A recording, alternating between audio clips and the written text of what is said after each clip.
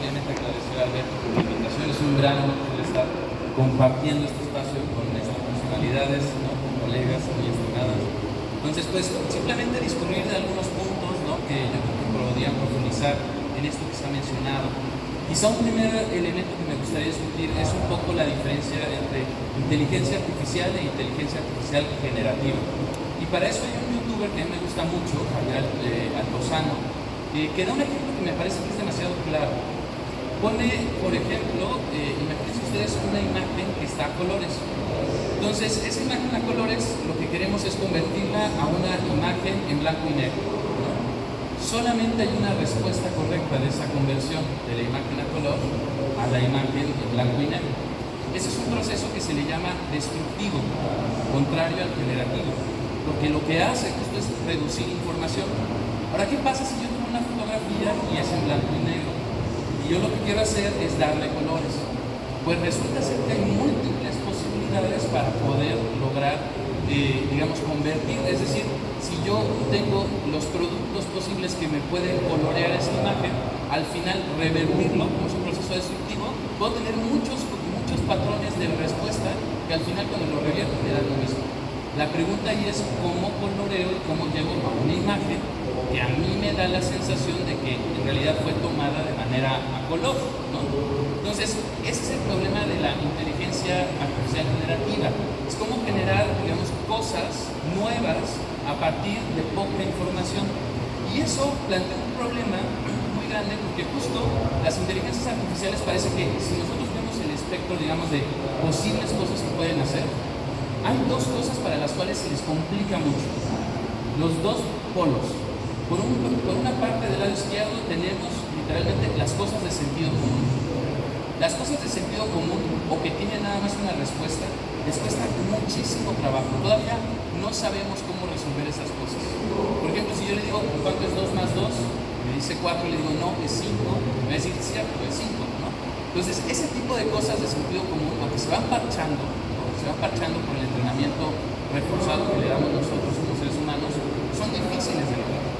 Y por otra parte, el otro polo es esta parte de verdaderamente ser una inteligencia artificial generativa. De hecho, se le llama verdadera inteligencia artificial generativa. ¿Cómo logramos estos procesos verdaderamente creativos, que sean nobles? Al final, las máquinas y los modelos lo que necesitan es el insumo de nosotros. Sin eso no pueden trabajar.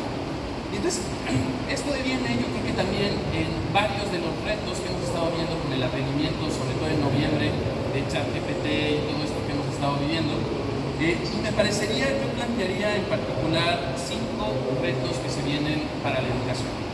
El primer reto, que viene yo creo que de hace 2 semanas, ¿no? Que hicimos una reunión en la Ibero donde estábamos platicando acerca de cómo hacer normativas o transparentar, me gusta más el término transparentar el uso de ChatGPT en procesos educativos, y estábamos ya avanzados 1 hora en la plática y de repente era una reunión con coordinadores de distintas preparatorias, educación superior, y de repente me doy cuenta por una frase que me da una maestra que tenía que hacer una pregunta obligada. Oigan, ¿quiénes de ustedes han utilizado ChatGPT? Y de esos me sorprendió, la verdad, porque yo pensaba que era algo, con la explosión que ha tenido, generalizado. solamente 1 de cada 10 levantó la mano. O sea, era un uso pequeño o limitado. Y eso me lleva también a que algo que pasó en el COMIE, que se presentaron ya algunas ponencias de ChatGPT y todas estas cosas. Y fue muy interesante ver que estas ponencias terminaron a marzo, abril, cuando fue la época que teníamos que entregar las ponencias. Y veía lo que se presentaba y decía, uy, es que esto ya no aplica en este momento, ¿no? Y esas dos cosas, uno, la falta de contacto que tenemos cotidiano con estos modelos, pero también el avance tan vertiginoso que se está dando. No sé si vieron, hace 2 días salió ya la versión de Google que se llama Gemini.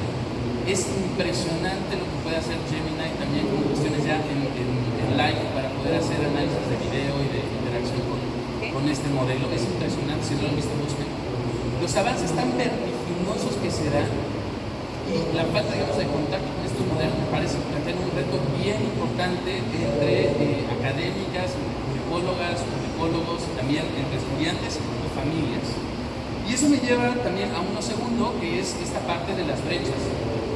Brechas que obviamente se dan por la diferencia de uso, que es natural que se dé, ¿no?